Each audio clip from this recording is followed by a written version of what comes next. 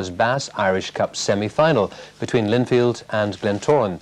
When the two teams played last month, there was violence both on and off the pitch.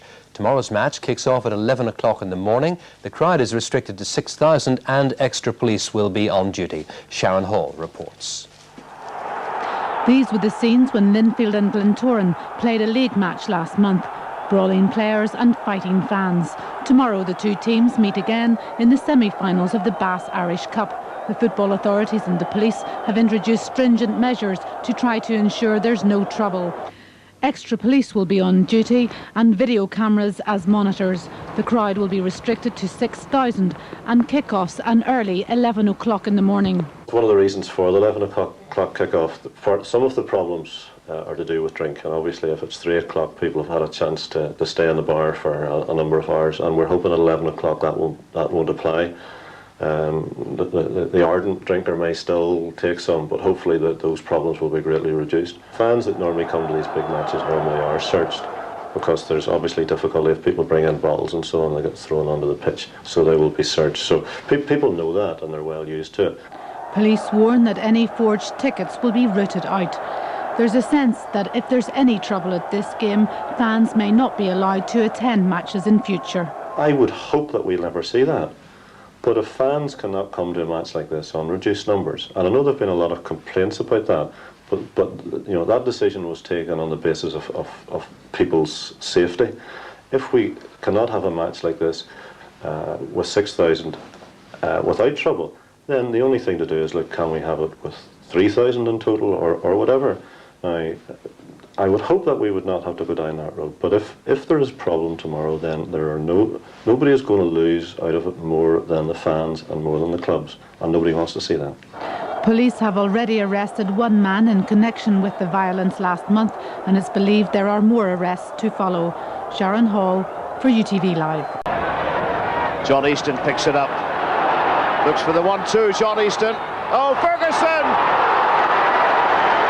It should have been 1-0. Poor defending by Glentoran, and really on a plate for Glenn Ferguson, but he couldn't take it. Linfield have it back. Bailey. Ferguson picks it up, tries the chip, and it was only just drifting wide. Gorman. Larmour can cut inside. Davy Larmour lets it go, and Russell did well, and Kennedy completes the clearance. Finlay to take. It's a low one. That was Livingston with the shot. It's not away yet, and the penalty has been given. Well, lots of players in the danger area. Devine was in there. It eventually fell. Livingston's shot blocked by Beattie, but then Beattie got all entangled with Hamill. Down he went, and the referee gave the penalty. Andy Kirk, 2 so far in the cup. That's his 3rd win. It's 1-0.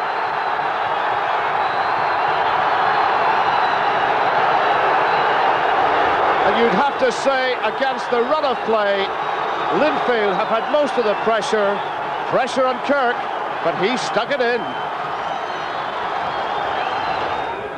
Walker's header. Linfield have it. Beattie's flick. Larmour tried to find Feeney, but couldn't. Oh, there's a run on here for Andy Kirk, all the way through to Geddes. Well, he had to come outside the box, and Kirk has taken a knock. Linfield get forward. Ferguson on the break. Tries it. But it was easy in the end for Wayne Russell. Now in the 4th minute of injury time, Feeney! Well, that was the proverbial shot to the corner kick.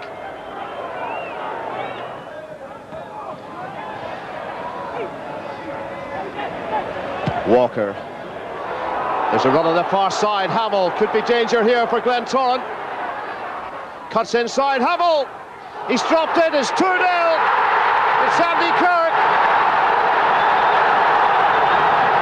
2 minutes into the second half, and the Glens are in the driving seat. Hamill did so well. Geddes made the stop, couldn't hold it, and Kirk was there to knock it in.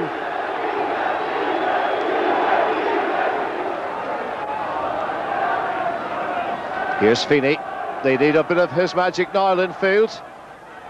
Marks, it's, oh, just wide of the post by Ferguson. Took a deflection on the way through. Ferguson. And again, but that's Kennedy. Wide on the right. Kirk. 2 goals so far for Andy Kirk.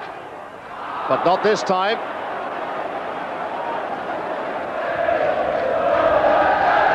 Ferguson. Larmour hit it well, but straight into the hands of Russell.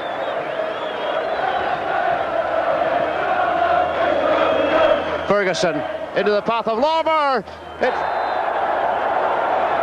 A neat 1-2 with Ferguson. Larmour's finish was clinical, but in the end it proved little more than a consolation.